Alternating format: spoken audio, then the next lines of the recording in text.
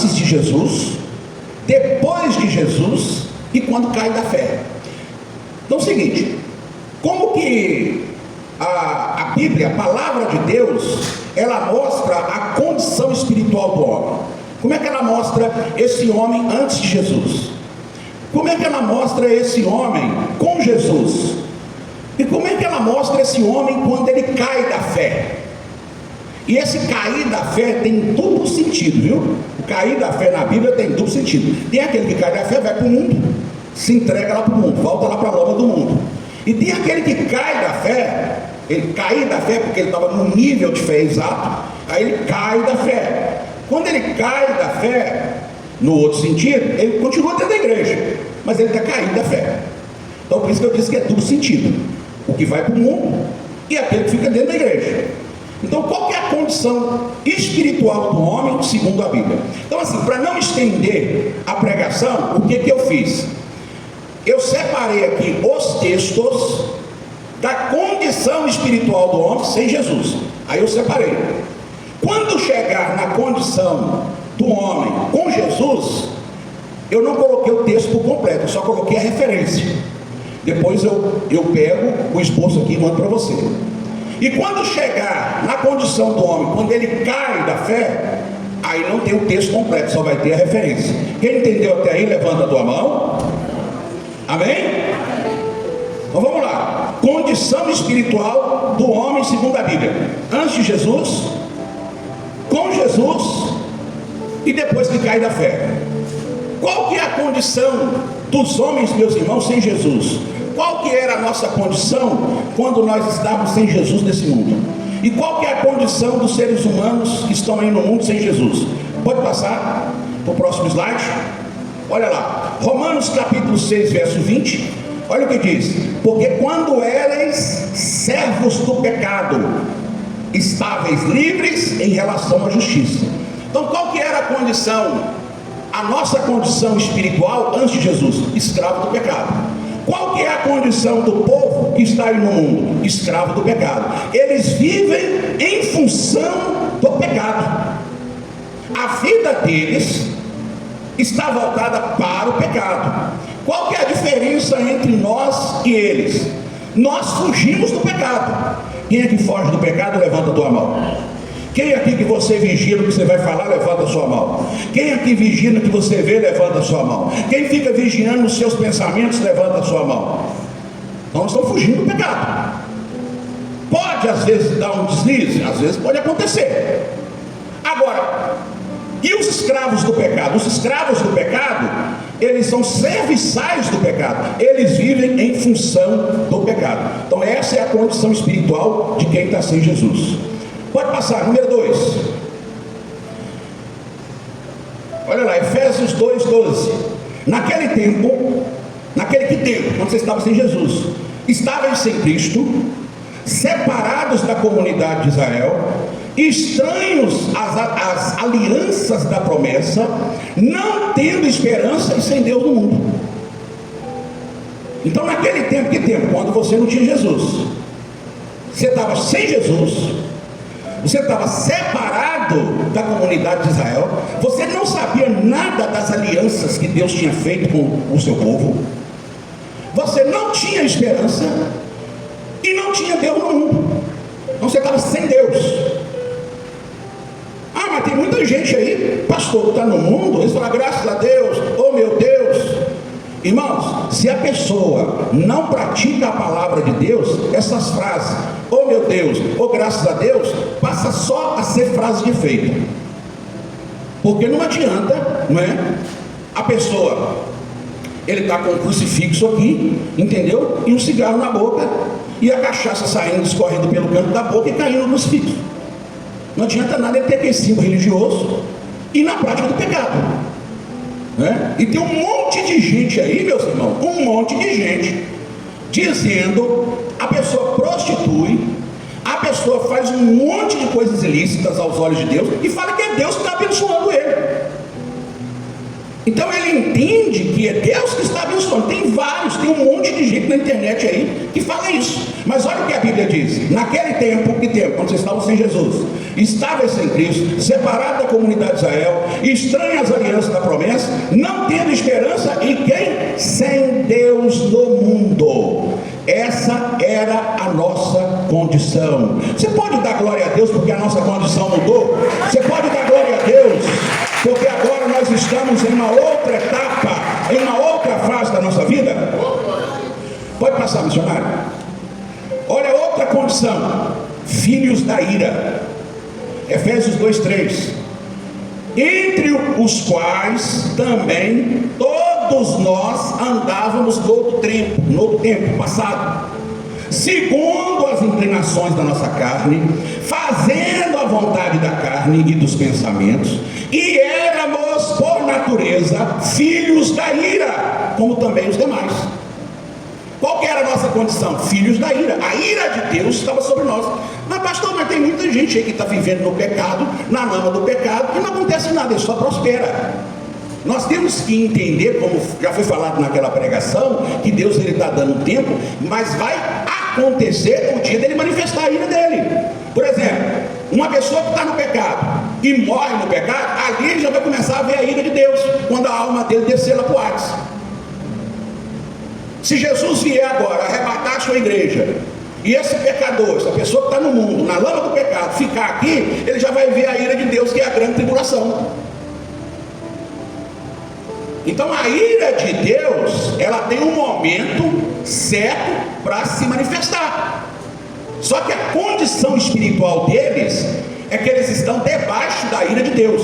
Qual que era a nossa condição antes de Jesus? Estávamos debaixo da ira de Deus. Quem está entendendo até aí, por favor, levanta a sua mão. Olha, o que eu estou falando aqui, eu estou te mostrando na Bíblia. Está aqui. Quer que eu leia de novo? Vou ler de novo então para você, que está fácil a interpretação. Entre os quais também todos nós, estou falando para a igreja, andávamos no outro tempo. Nós andávamos em outro tempo. Em que condição? Segundo as inclinações da nossa carne, fazendo a vontade da carne e dos pensamentos.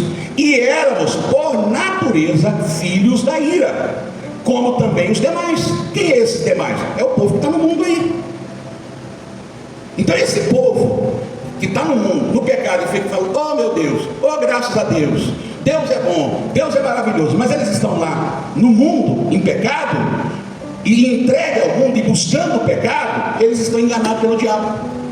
O diabo olha para eles, ri da cara deles e fala assim para eles: você fica aí falando de Deus, fica aí falando graças a Deus, meu Deus, mas a sua condição espiritual é que a ira de Deus está sobre você. Você está debaixo da ira de Deus.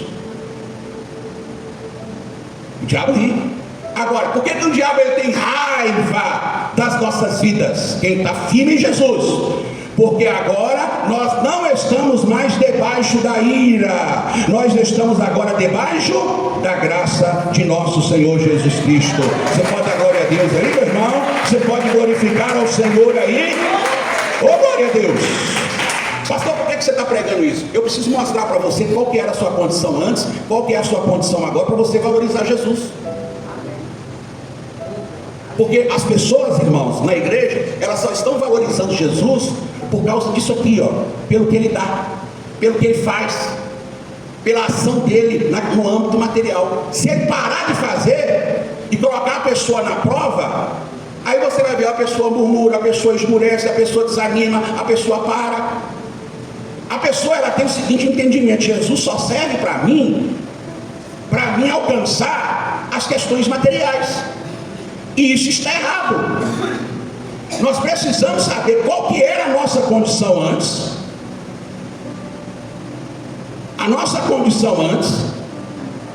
Saber a nossa condição antes. E agora, meus irmãos, e agora enxergar a nossa condição hoje.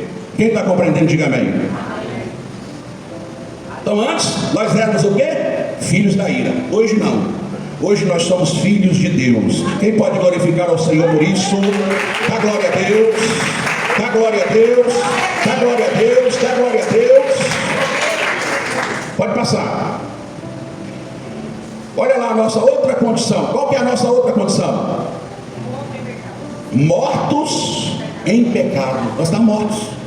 Efésios 2:1. Ele vos vivificou, estando vós mortos em vossas transgressões e pecado. Então, como que eu estava antes de Jesus? Morto espiritualmente. Eu era um morto vivo.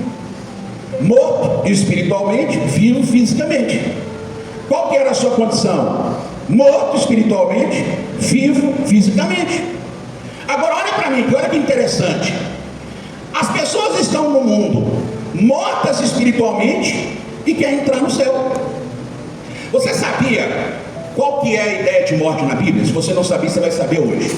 A ideia de morte na Bíblia é separação. Deus, ele disse para Adão e Eva: se você comer do fruto, vai morrer. Quando eles comeram, eles caíram duro na hora? Morreram na hora? Não. Mas eles foram separados de Deus. Eles foram afastados de Deus. Então existe 3 tipos de morte na Bíblia. Primeira morte, morte espiritual, que é essa que nós estamos falando aqui nesse texto. Segunda morte, morte física, é quando a alma sai do corpo. Separação, separa a alma do corpo. O corpo vai para a terra e a alma, ou ela vai ou para o paraíso ou para o Hades. E terceiro conceito de morte é a separação eterna. Então quem for para a condenação eterna, ele está separado eternamente de Deus. Quem está compreendendo, levanta a tua mão. Ele está separado, como, meus irmãos? Eternamente. Então morte, o entendimento de morte é o quê? Separação. Quem está morto espiritualmente é porque ele está o quê? Separado de Deus espiritualmente. Quem morreu fisicamente é porque separou da sua alma. Quem foi para a condenação eterna é porque separou de Deus totalmente. Ele nunca mais vai ver Deus na frente dele. Nunca mais. Agora, ó salvos, está escrito que nós estaremos para sempre com o Senhor Jesus.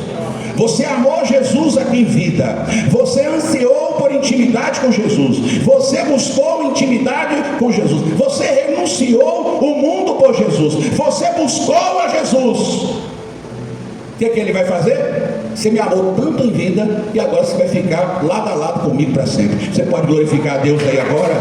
Você pode dar glória a Deus por isso, meu irmão? Você pode glorificar ao Senhor por essa boa notícia que você está recebendo? Observe que a condição daqueles sem Jesus é séria. Até agora eu li para vocês: escravos do pecado, sem Deus, filhos da ira, mortos em pecado. Olha agora a outra condição. Pode passar, olha lá: inimigos de Deus. Romanos 5,10. Porque se nós, sendo inimigos, fomos reconciliados com Deus pela morte de seu Filho, muito mais, estando já reconciliados, seremos salvos pela sua vida. Então, qual que era a nossa condição antes de Jesus? Nós éramos inimigos de Deus. Essa era a nossa condição. Quem nos reconciliou com Deus? Jesus Cristo. Agora, essa reconciliação, ela só acontece quando eu creio em Jesus e sigo Ele. Aqueles que estão lá no mundo, que não quer saber de Jesus, não quer saber da palavra de Deus, eles continuam inimigos do mesmo jeito. Só perde essa condição de inimizade aquele que recebe a Jesus e segue a Jesus. Quem está no mundo é inimigo de Deus. Eles se fazem inimigo de Deus. Deus está chamando eles, mas eles não querem. Então eles querem desobedecer ao Senhor. Então essa era a nossa condição.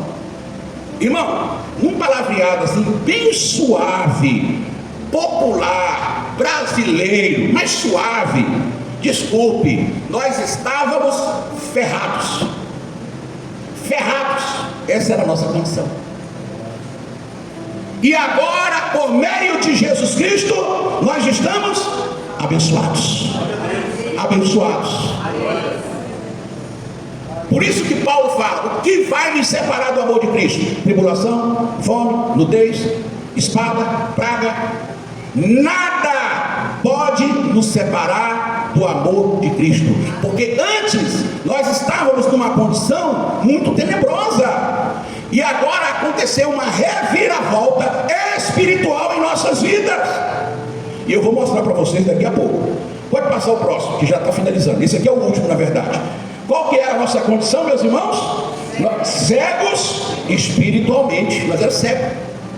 Ceguinho. 2 Coríntios capítulo 4, verso 4.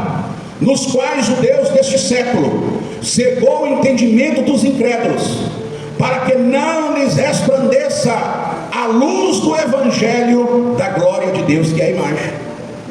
Aqui está dizendo, quem sabe quem cegou os incrédulos? O diabo. Satanás colocou a mão dele aqui, ó, e nos cegou. Força de expressão. Ele usou os artifícios e nos cegou para Deus. O que a gente precisa enxergar? Só o mundo, só os prazeres desse mundo, só as questões desse mundo. Mas Deus nós não enxergávamos.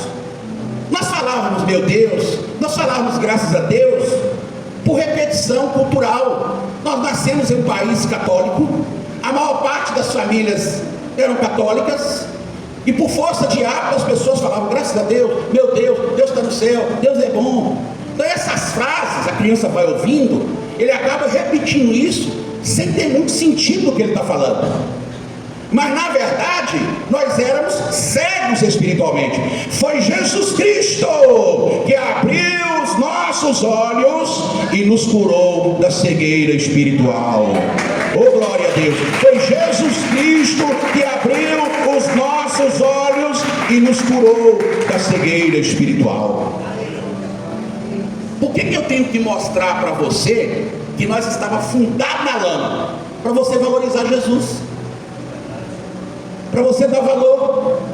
Porque de repente você está passando uma luta, está passando um problema, e acha que Jesus não te ama mais. Mas olha a sua condição antes e olha a sua condição agora, depois de Jesus. Agora, de forma resumida, vamos para a nossa condição depois de Jesus. Pode passar, eu já fiz resumido. Quem está enxergando aí atrás, levanta a tua mão. Olha lá, são 10 filhos de Deus. Está lá em João capítulo 1, verso 12. Reconciliados com Deus, 2 Coríntios capítulo 5, verso 18 a 29.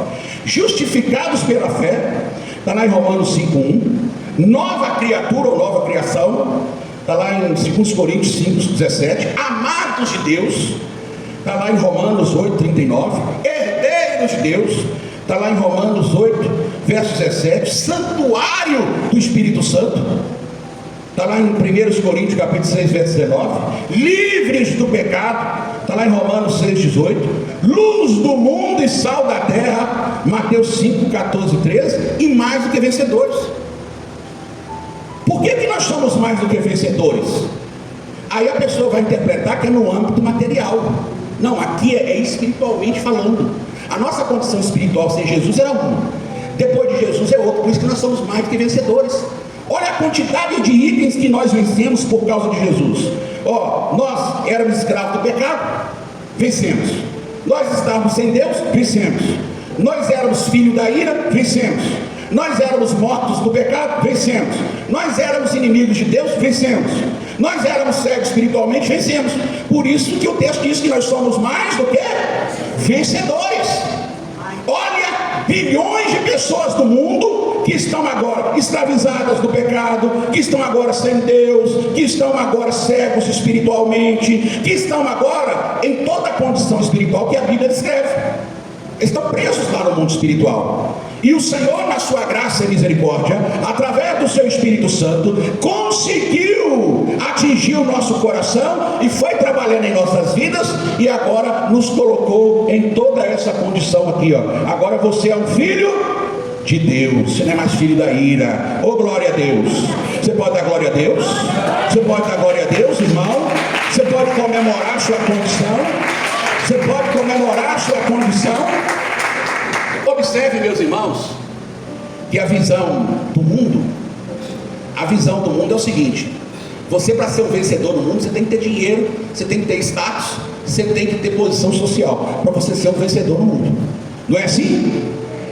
Eles falam assim: o fulano venceu na vida. O que é vencer na vida? Vencer na vida é que você conquistou um monte de coisa. Mas o que é ser vencedor aos olhos de Deus? É ter Jesus Cristo, é estar firme com Jesus, é ser liberto de toda essa condição espiritual que estávamos antes. Por isso nós somos mais do que vencedores. Aí nós somos filhos de Deus, reconciliados com Deus, justificados, nova criatura, amados, herdeiros, santuários, livres do pecado, luz do mundo, sal da terra e mais do que vencedores. Amém, irmão? Eu vou pedir um missionário, abra a Bíblia aí, missionário, fazendo um favor, só para mostrar um texto para o povo. Está fora do esboço aqui, só para mostrar esse texto, que você vai entender esse texto hoje, que está lá em Efésios capítulo 1. Você abre Efésios capítulo 1, joga aí na tela e nós vamos chegar no texto. Eu quero mostrar para vocês, irmãos, a nossa condição aos olhos de Deus. Quando eu estou falando a nossa, estou falando aqueles que estão firmes em Jesus, lutando para andar na presença de Deus, procurando conhecer Jesus e praticar os seus mandamentos. Qual é a nossa condição espiritual? Irmão, por favor, não misture condição espiritual com condição material. Não faça mistura das coisas. Por quê? Porque se você está passando alguma prova no âmbito material, isso não atinge você na sua condição espiritual. A sua condição espiritual em Jesus já está garantida. Agora, as provas materiais são situações da vida cotidiana para qualquer humano aqui na terra. Quem está entendendo isso, levanta a tua mão. Olha o que diz Efésios. Pode passar, que eu vou chegar lá. Mais um. Aí. Bendito Deus e Pai de nosso Senhor Jesus, o qual nos abençoou, o qual nos alcançou com o que, meus irmãos? Com todas as bênçãos espirituais nos lugares aonde? Celestiais. O que é todas essas bênçãos espirituais? É isso aqui, é essa condição nossa. Essas bênçãos espirituais nos lugares celestiais é a condição em que nós nos encontramos. Quem está compreendendo, levanta a tua mão. Vamos ver o próximo versículo.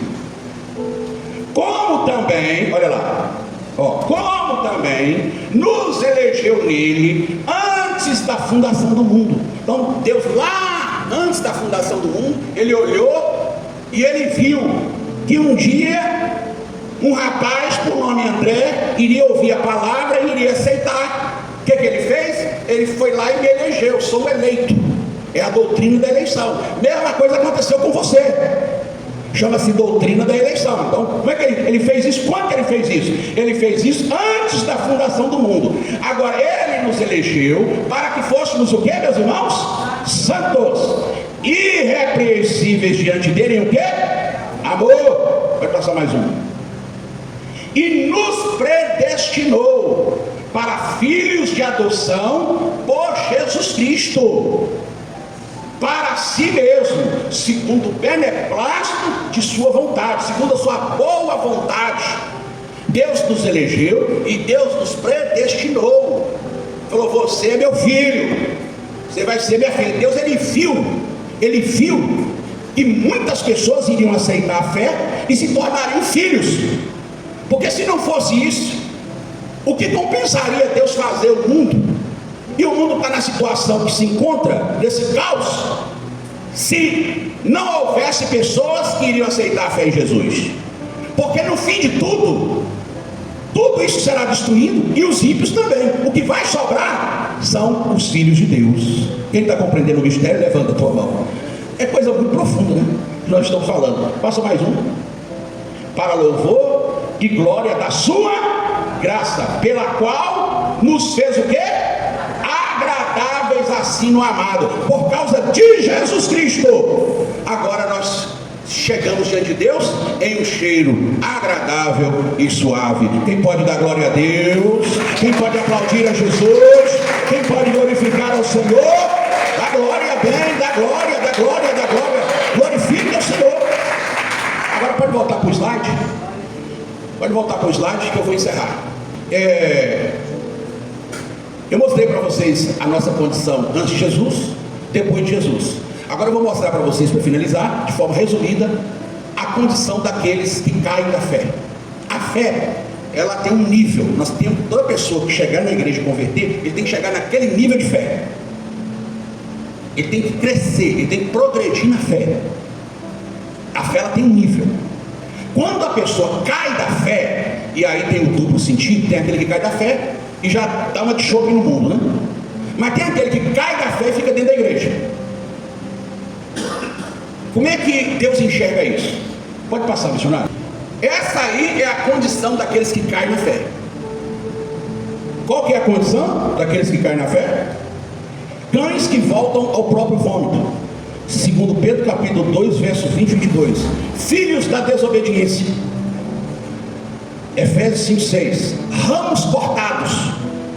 João 15, 6. Apóstatas da fé. 1 Timóteo 4, 1. Rebeldes e obstinados. Hebreus 13, 12 e 13. Crucificadores de Cristo. Hebreus 6, 4 a 6. Mortos espiritualmente. Tiago 2, 26. Inimigos da cruz. Filipenses 3, 18 e 19. Amantes do mundo. Tiago 4, 4. Árvores sem fruto. Judas 1, 12. Essa aqui, preste atenção, olha para mim aqui. Deus, Ele está lá no seu trono. Como que Ele enxerga o povo do mundo?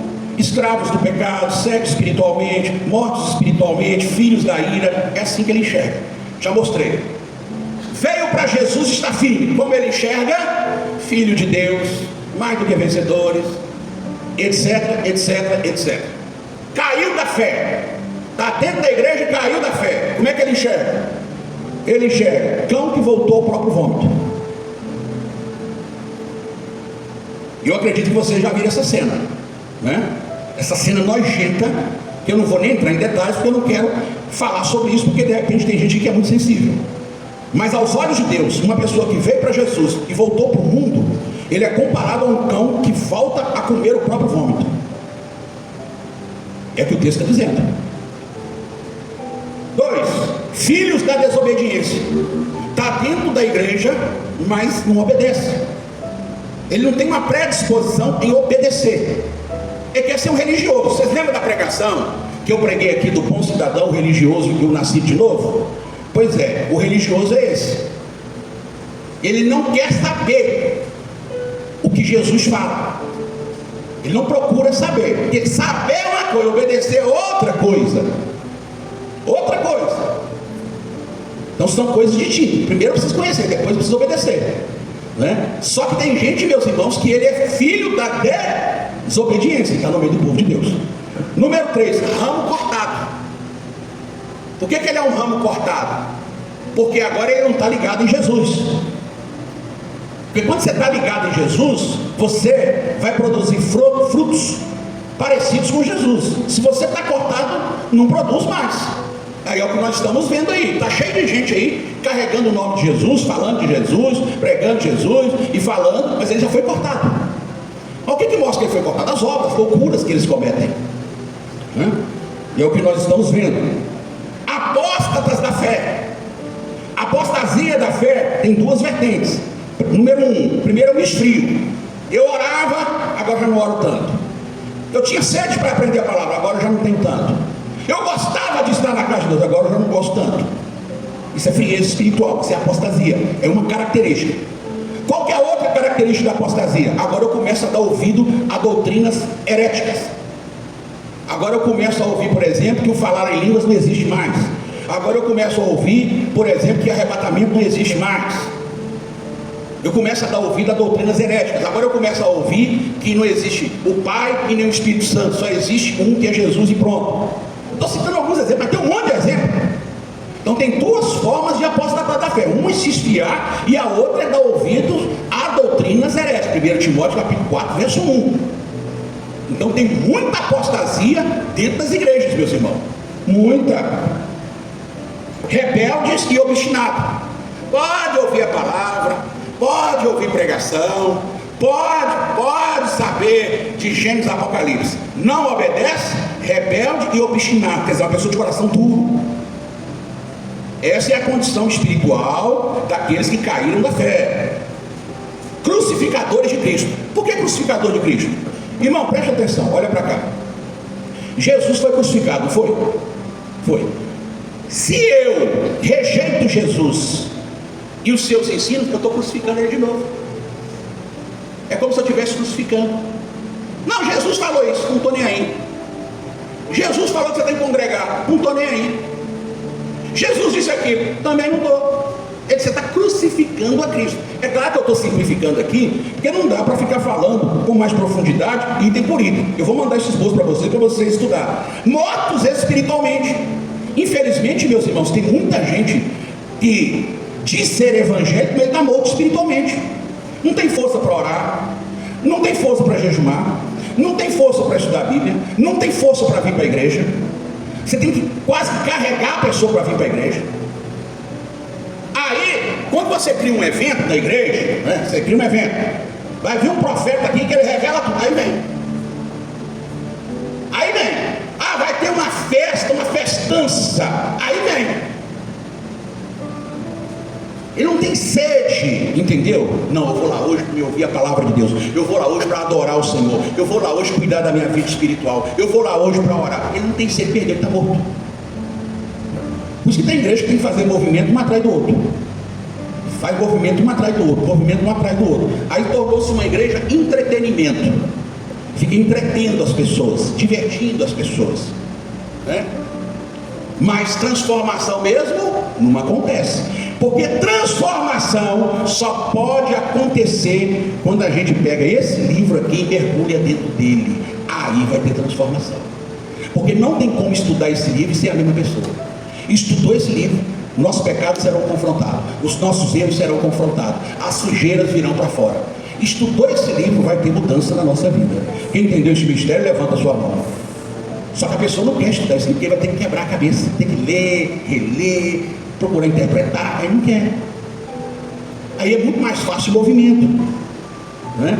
Não que não pode fazer movimento, mas não pode viver de movimento, não pode viver de festa, não pode viver de evento. O povo precisa entender que nesse último tempo nós estamos precisando da palavra de Deus. Inimigos da cruz. Você sabe o que significa inimigo da cruz? Vou explicar para você de forma simples. Jesus falou assim: aquele que quer me seguir, tome o que, meus irmãos? A sua cruz e siga-me. Deixa eu explicar isso para você aqui. Jesus carregou a cruz, não carregou a cruz? Ok, ele carregou a cruz por nós, não carregou? Só que tem gente que, se Jesus permitir uma cruz na vida dele, ele larga Jesus. Ele só quer Jesus pelas benesses. Na hora da cruz ele larga. Por exemplo, vou dar um exemplo. Uma mãe que tem um filho drogado, é a cruz dela. Uma pessoa que tem um marido problemático, é a cruz. Uma pessoa que ele está sendo afrontado, é a cruz. A cruz é aquilo que nos traz sofrimento, mas nós não vamos deixar Jesus por causa da nossa cruz. Só que aqui está dizendo que tem gente, meus irmãos, no meio do povo de Deus, que ele se tornou inimigo de quê? Da cruz. Se Jesus prosperar, ele quer. Se Jesus resolver problema, ele quer. Se Jesus curar, ele quer. Agora, se Jesus provar, aí não dá mais não, né, Jesus? Aí eu vou morrer por você, não, mas aí não dá. Eu não quero. Amantes do mundo. Amantes do mundo, no meio do povo de Deus. Amantes do mundo, ama mais o mundo que a Deus. Caiu da fé. E número 10, árvore sem fruto. Árvore sem fruto. Meus irmãos, para finalizar de vez, pode passar. Reconheça a sua condição espiritual e se renda a Cristo. Permaneça firme na fé, vivendo como nova criação. Exorte aqueles que se afastaram, interceda por eles. Lembre-se do chamado para ser luz e sal desse mundo. Vigie e ore para não cair o quê? Em tentação. Qualquer um de nós aqui estamos sujeitos a cair da fé. Agora, o que vai fazer com que você não caia da fé é o cuidado que você vai ter com a sua vida espiritual. Quem recebe essa palavra, dá glória a Deus, aplauda Jesus, glorifique ao Senhor, engrandeça ao Senhor, em nome de Jesus Cristo. Feche os teus olhos. Senhor, meu Deus e meu Pai, agora é o momento de orar pela cura do teu povo. E eu vou orar, meu Deus, para que aconteça cura na nossa vida espiritual, cura nos nossos pensamentos, cura nas nossas emoções, cura no corpo físico, cura nas outras áreas da vida dele e dela. Pai, a palavra que o Senhor me entregou, eu ministrei a condição espiritual desse irmão antes de Jesus, eu mostrei tudo aqui.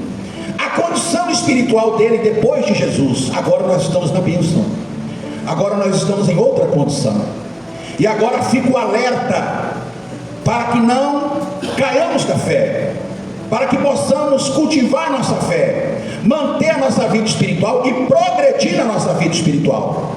Pai, eu tenho orado por essa congregação, eu tenho orado por esse povo, para que eles vejam o mundo espiritual. Porque uma coisa, meu Pai, é ouvir a Tua palavra, outra coisa é ver. Eu tenho orado para que cada pessoa da nossa igreja tenha experiências com o Senhor, tenha experiências espirituais, tenha experiências, meu Pai, visuais, auditivas, Pai, experiências que venham impactar, experiências que venham transformar, experiências que venham mudar. Eu tenho orado, Pai, eu tenho orado, Pai, porque a gente fala sobre o arrebatamento, muitas pessoas às vezes não acreditam, Pai. A gente fala sobre o inferno, tem gente que não acredita nisso, Pai. O Senhor sabe disso. Acreditar piamente, profundamente. Pai, desperta o Teu povo, Pai. Desperta a Tua igreja, Pai. Desperta os Teus filhos, Pai. Abre os nossos olhos para ver o mundo espiritual. E eu quero Te louvar, Pai, pela unção de cura que o Senhor está derramando aqui nessa noite, em o nome de Jesus Cristo, para a glória e para a honra do Teu santo, eterno e adorável nome. Quem pode aplaudir e dar glória e glorificar